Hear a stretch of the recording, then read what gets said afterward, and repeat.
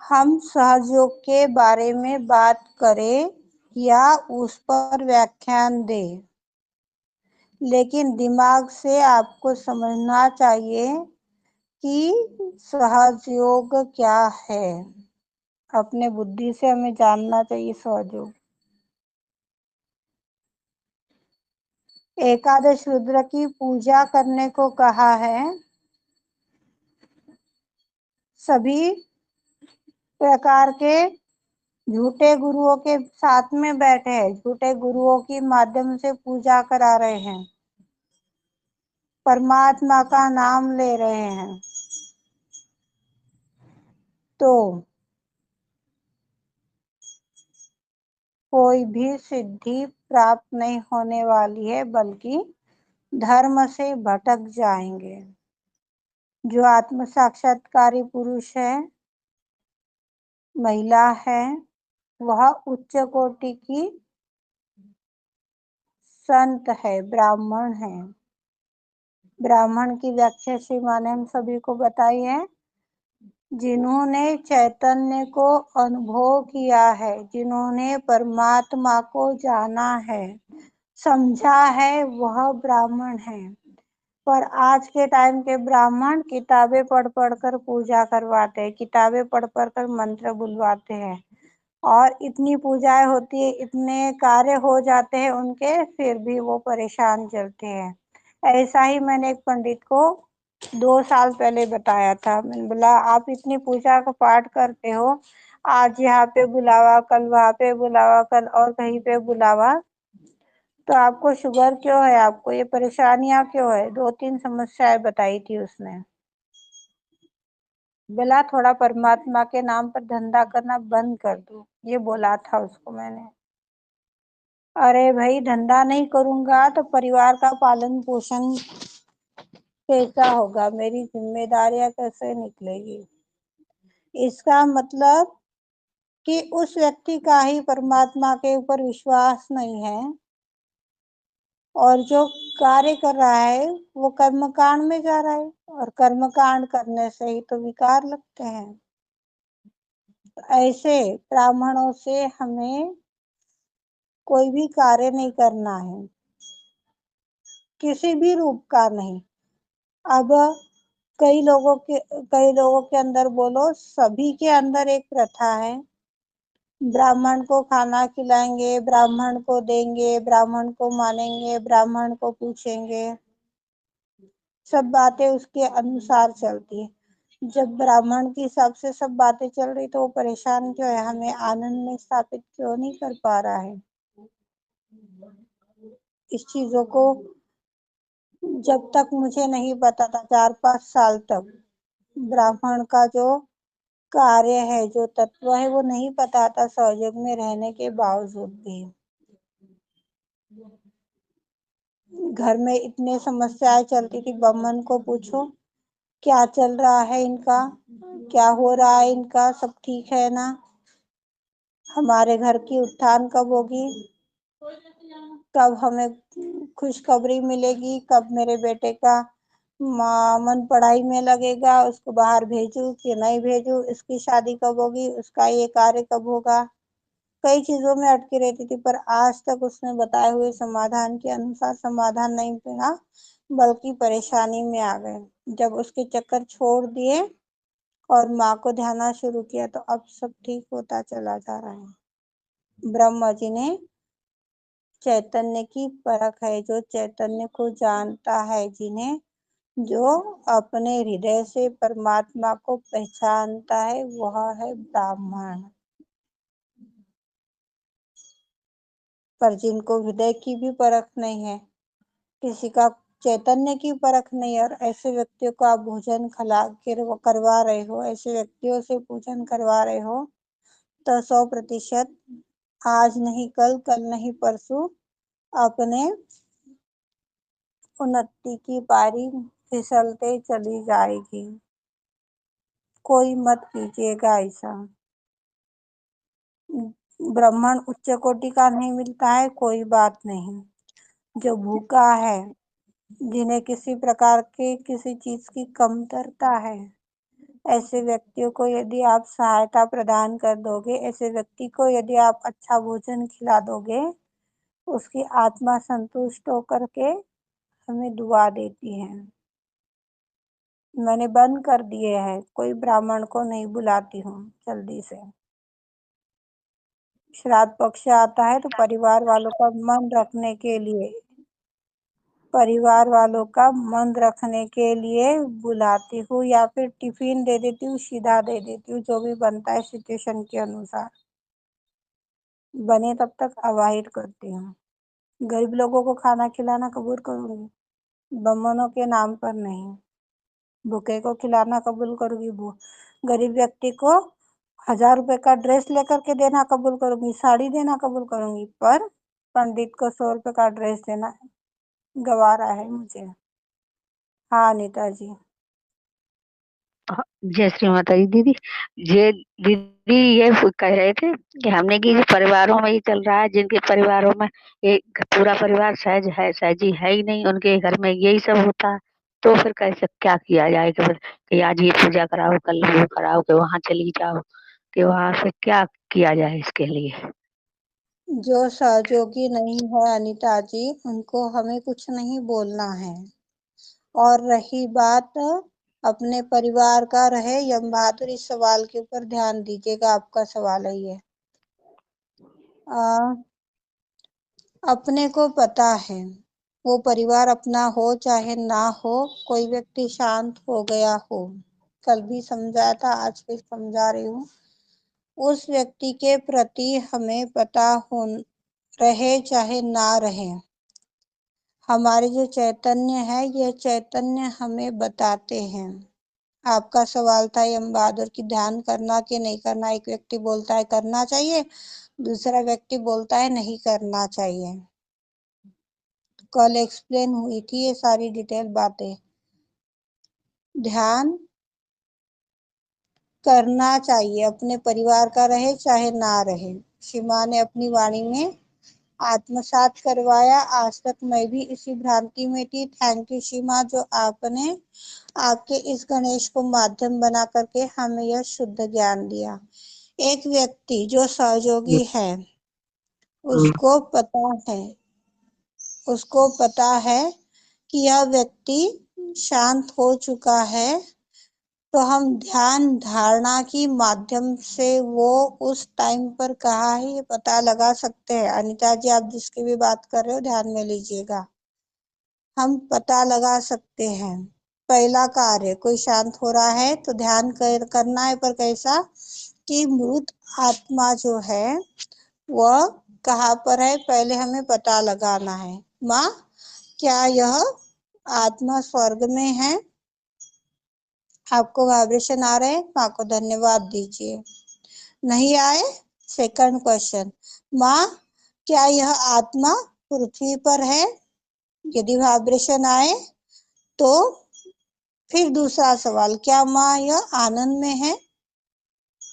यदि माँ ने हाँ जवाब दिया तो धन्यवाद। यदि ना जवाब आया है तो माँ, इनके अंदर भी वही कुंडलनी है जो मेरे अंदर कुंडलनी है। सारे विश्व के मानवों में एक ही कुंडलनी माँ आप हो। माँ, इनके गलतियों को क्षमा कीजिए। माँ, इनके कृत्यों को क्षमा कीजिए और इन्हें अपने शरण में लीजिए। यह प्रार्थना करते हुए अपने परिवार का व्यक्ति रहे, चाहे एरिया का व्यक्ति रहे, चाहे गांव का व्यक्ति रहे, हमें पता चल रहा है तो एक उच्च कोटि का सहयोगी, एक उच्च कोटि का संत उसे नया जन्म लिए तक मदद कर सकता है, उसके जीवन खुशहाली के लिए कार्य कर सकता है। हम लोग तो बोलते अब चला गया, अब क्या करना है उसकी याद रख करके। अब तो वो कहीं दिखता नहीं है, कभी आता नहीं है, कभी कोई बात नहीं है। ठीक है, नहीं आ रहा है तो क्या हुआ, पर हमारा ये फर्ज बनता है एक परिवार का मेंबर होने के नाते भी बोलो, या फिर इंसानियत के नाते, प्रेम के पुजारी होने के नाते हमारा ये कर्तव्य बनता है कि उस व्यक्ति के लिए प्रार्थना की जाए। यदि वो व्यक्ति भटक रहा है, मृत्यु लोक में है, पृथ्वी लोक में, पाताल लोक में, स्वर्ग लोक में, जहाँ भी है, वहां तक अपन जा सकते हैं अपने चित्त शक्ति से। देखिए चित्त शक्ति कितनी गहरी है, वहां तक अपन जा सकते हैं। हमें प्रार्थना करनी है। वो भले ही नॉन सहयोगी परिवार है, वो अपनी बात नहीं मानेगा कि हमें कौन सी पूजा करनी, कौन सा ये करना है, वो करना है, कुछ नहीं बोलना है। उनका जो चल रहा है उनको चलने दिया जाए, पर आप अपनी ओर से ताकत लगाओ। ये घर बैठे आपका कार्य हो रहा है। सब लोग बोलते हैं कि हम क्या कार्य करें, माँ का सपना साकार करना है, बाहर जाएंगे नहीं, प्रचार करेंगे नहीं, चार लोगों को बोलेंगे नहीं, तो माँ का कार्य कैसे हो रहा है। देखो कार्य के कितने रूप आदि शक्ति ने हम सभी को आत्मसात करवाए हैं। तो इस प्रकार से कल की काम करती है। रही बात दूसरे की, कल की आखिरी का जो है, अभी अभी अनु जी ने हम सभी को बताया कि ईमानदारी के ऊपर रहना है, सत्यता के ऊपर रहना है। ईमानदारी के ऊपर बने हुए हैं, सत्यता में बने हुए हैं, तो धर्म के राह पर है। कोई धर्म जो आपको किसी अवतरण के सामने झुकाता है, या कोई धर्म का पैसा मांगता है, तो ये गलत बात है। वो अधर्म के राह पर चल रहा है। ये कृष्ण भगवान के भी वाणी में श्री माँ ने हम सभी को आत्मसात करवाया था। मथुरा में तो कान्हा जी है ही नहीं, वो तो उठ करके चले गए हैं, पर वहां पे कंस के अनुचर राज्य कर रहे हैं पंडा के रूप में। ये हमारा पंडा, ये हमारा पंडा, हम इससे पूजा करवाते हैं, हम उसकी पूजा करवाते हैं। ये जितने भी पंडे हैं, ये एक प्रकार के राक्षस है। ये अस्थि विसर्जन करवाते हैं, ये पंडों के माध्यम से ही करवाते हैं मेरे ख्याल से। तो पैसा मांगते, पैसा लेकर के यदि वो कार्य कर रहे हैं, उनके पास में यदि वो गुण है, तो वो झूठे हैं। ऐसे व्यक्तियों के साथ हमें अस्थि विसर्जन का कार्य भी नहीं करवाना चाहिए। ये अधर्म के विरोध में होगा, जिससे कि जिस व्यक्ति को मोक्ष प्राप्ति के लिए हम अस्थि विसर्जन कर रहे हैं, उसे तो मोक्ष मिलेगा ही नहीं, हम भी डूब जाएंगे साथ में। दीदी असली कौन से धर्म, करवाए फिर? हाँ हाँ, कौन से करवाए फिर अस्थि विसर्जन? जय हाँ श्री देखो माता जी। यहाँ पर, हाँ हाँ हाँ बता रही हूँ माँ। जो धर्म में स्थापित है, ऐसे व्यक्ति के साथ यह कार्य आप करवा लीजिए, ऐसा व्यक्ति का चुनाव आप कीजिए। यह प्रार्थना करनी है। इससे जुड़ी हुई एक बात और आपको याद दिलाऊं, अभी चुनाव आने वाले हैं।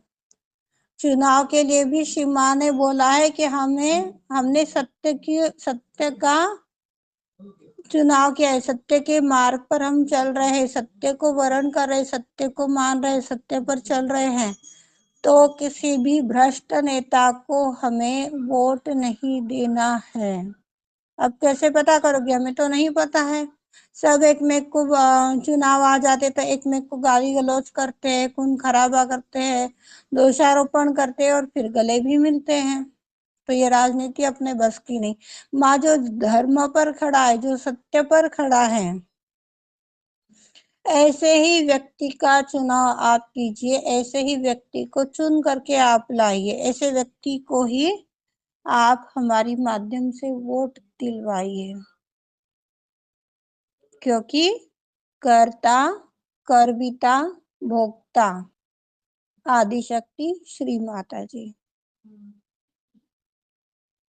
तो ये दो चीजें यहाँ पर हमें ध्यान में लेनी है। मान लीजिए हमें पता भी है कि यह व्यक्ति अनुचित है, कंस का अनुचर है, फ्री में कार्य नहीं कर रहा है, धर्म पर नहीं चल रहा है। जो धर्म पर है वो गंगा के पास में कभी पीट करके नहीं बैठेगा, जो धर्म पर बैठा है। और जो अधर्मी है वो गंगा के पास पीट करके बैठेगा। देख लीजिए जितने भी पंडे हैं, जितने भी कंस के अनुचर है, वो गंगा जी के पास पीट करके बैठते हैं। मैंने तो नहीं देखा है, मैं तो नहीं गई हूँ, पर बातों से समझ में आता है। ऐसे व्यक्ति से हमें कार्य नहीं करवाना है जो परमात्मा की ओर पीट करके बैठा है। उससे परेशानी आएगी ही आएगी। अब यहाँ पर और एक सवाल बनता है, हमारे परिवार के लोग तो सुनते ही नहीं है, मेरे ऊपर से बोल रही हूँ, फिर कैसे करवाए? तो ये प्रार्थना, ये अरेंजमेंट जब माँ कर देती है,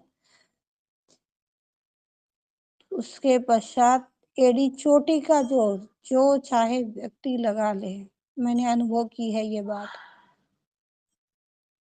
एड़ी चोटी का जोर लगा ले, अनुचित है तो माँ उसे होने ही नहीं देती है। अब तो नहीं होता ये मेरे साथ में, पहले बहुत होता था कि माँ मुझे तो समझ में ही नहीं आता है, क्या उचित क्या अनुचित, क्या करना नहीं करना नहीं समझ में आता है। माँ आप मार्गदर्शन कीजिए, गलत जा रही हूँ ना माँ, तो आप मुझे रोक दीजिए। ये बात बनी हुई थी आदिशक्ति के साथ में। 2-4 मौके ऐसे आए मेरे जीवन के शिवा ने ऐसे लपाड़ा, पूछो मत। मैं रोके चली जा रही हूँ और तू है कि यहाँ से काम नहीं बना तो वहां से, इसको नहीं बना तो वहां से, कितने जगह पर घूम रही है। मैं रोक रही हूँ, मुझे एक तरफ से बोलती कि माँ सत्य पे बनाए रखो, और जब मैं नहीं होने दे रही तो मेरा इशारा तो समझती नहीं है। कई बार सीमा ने इस तरह से आकर के डांटा है, और अब ये चीज मेरे अंदर से पूर्ण रूप से निकल गई है। माँ, जाने अनजाने में कोई ऐसा गलत कार्य हम कर रहे हैं। एक और पुरानी प्रार्थना याद आ रही है, मेरी अपनी ही है। माँ, जाने अनजाने में प्रार्थना के रूप में यदि हम किसी प्रकार की गलत बात मांग रहे हैं ना माँ, तो आपके अज्ञानी बालक है माँ, हमें ज्ञान नहीं है, हमारी रक्षा कीजिए, हमें क्षमा कीजिए माँ। अज्ञानता से हमारी रक्षा कीजिए। अज्ञानता में यदि हमने कोई गलत का चीज मांग ली है ना माँ, तो वो आप पूर्ण मत कीजिएगा माँ, उसे रोक दीजिएगा।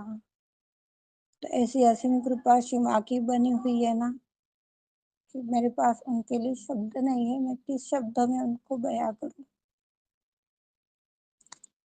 हमें धर्म पर रहना है, संतुलन में रहना है, झूठे का साथ नहीं देना है। झूठे का साथ देंगे, झूठा कार्य करेंगे, गलत कार्य करेंगे, गलत लोगों में रहेंगे, तो स्वयं ही पतन की ओर चले जाएंगे, फिर चाहे वो सहयोगी हो या ना हो। नकारात्मक चीजें, नकारात्मक बातें, नकारात्मक व्यक्ति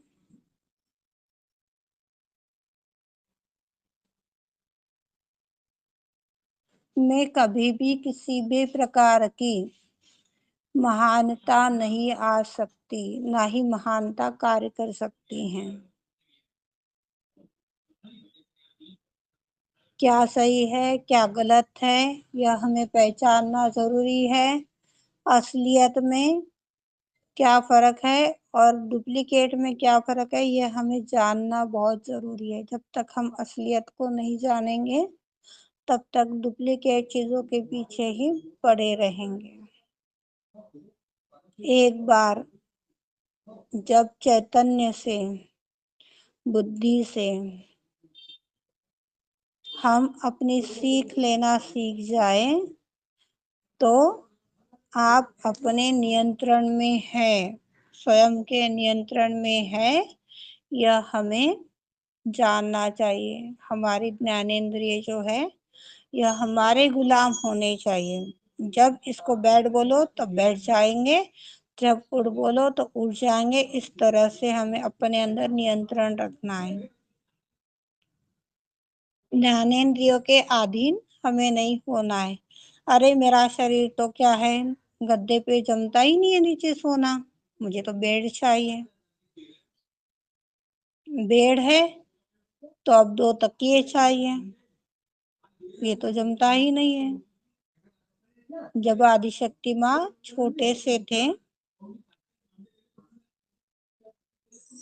तब उनके पिताजी को बिल्कुल गवारा नहीं था कि सब्जी में आज नमक कम है या मिर्च नहीं है या कुछ ज्यादा हो गया।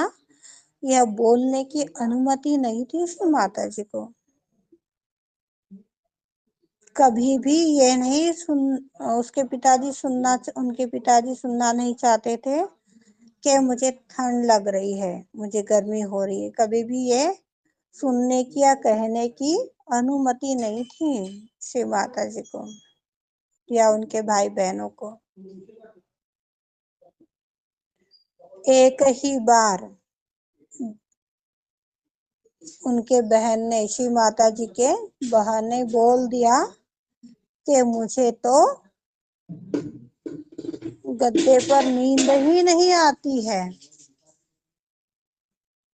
तो उनके पिताजी ने उनको 8 दिन तक बिना गद्दे के बाहर सोने लगाया था।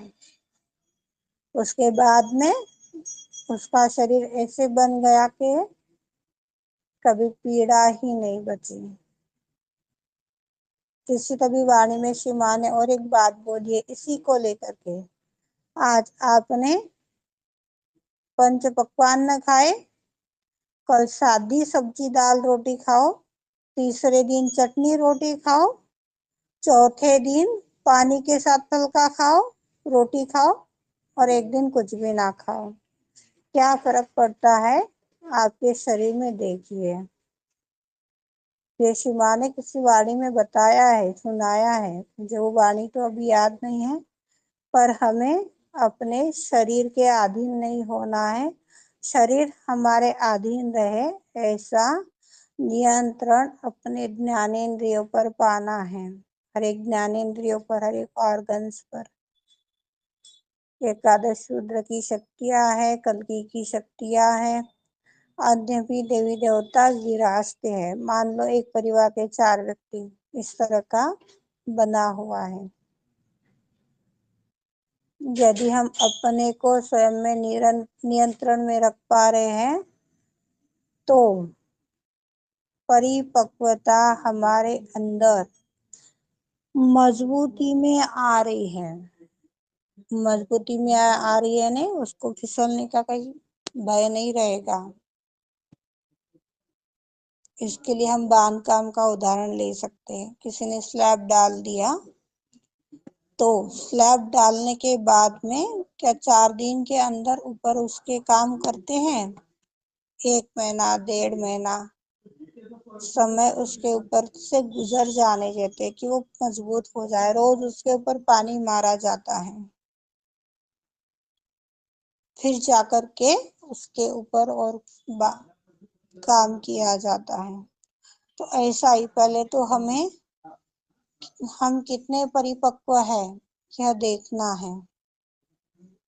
परिपक्व है यह देखेंगे, देखने के बाद में उसको मजबूती के साथ में बनने का,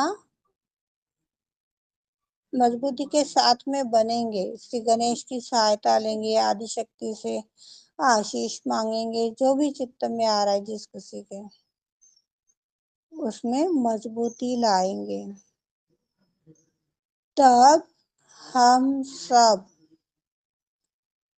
कल्कि की शक्ति बन जाएंगे, एकादश रुद्र की शक्ति बन जाएंगे, हम स्वयं बनेंगे। जितने भी यहाँ पर सहयोगी बैठे हैं, विश्व में जितने ऐसे सहयोगी हैं जो सत्य के अंदर चल रहे हैं, परिपक्वता से बने हुए हैं, वह बुराई का सफाया करेगा। वही कल्कि का अवतरण बताया गया है। अभी जो जहाँ पर भी युद्ध हो रहा है, कोई जल के माध्यम से वायरस छोड़ रहा है, कोई पानी के माध्यम से वायरस छोड़ रहा है, कोई कहाँ पर किस प्रकार से विषाणु छोड़ रहा है, तो एक व्यक्ति ही तो कर रहा है ये, और उसके माध्यम से विश्व में बीमारियां फैल रही है। पांचों तत्व कार्य कैसे कर रहे हैं आदि शक्ति के, इसको देखा जाए तो ये स्वरूप है। आकाश अचानक फट जाता है, बाढ़ के जैसा पानी आ जाता है, गांव का गांव कुछ घंटों में डूब जाता है। एक दिन भी नहीं लग रहा है, कुछ घंटे।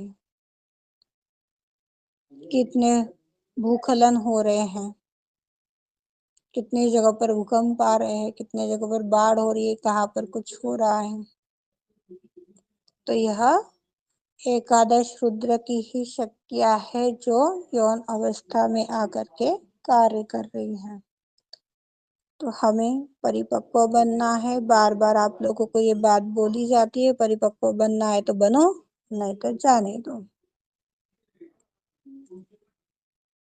ये परिपक्वता के लिए आदिशक्ति हमें सिर्फ इच्छा करने के लिए बोल रही है। आप थोड़ी सी इच्छा कीजिए, शक्ति मैं लगाती हूँ। किसी भी चीज के लिए इच्छा आप करो, शक्ति मैं देती हूँ। इच्छा ही नहीं होगी तो काम कैसे होगा? इच्छा ही नहीं रहेगी तो शक्ति कैसे कार्य करेगी? भूख लगी है तभी किचन के पास जाएंगे, तभी खाना बनाएंगे, तभी चाय बनाएंगे। इच्छा हो गई तो क्या चाय पी ली, इच्छा हुई तो क्या खाना खा लिया। तो शक्ति हमें माँ देती है।